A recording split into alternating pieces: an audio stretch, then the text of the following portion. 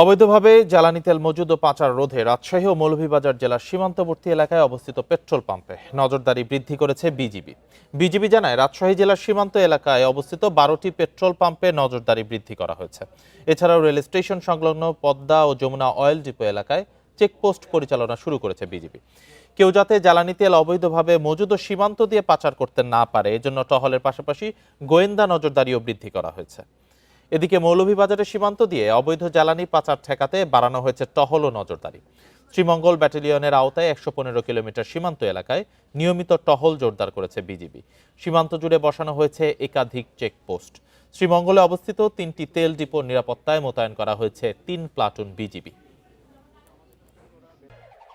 আগের মতোই clean. Berger easy clean fresh, দেয়ালে দাগ থাকবে না, রাখবে সুরভিত।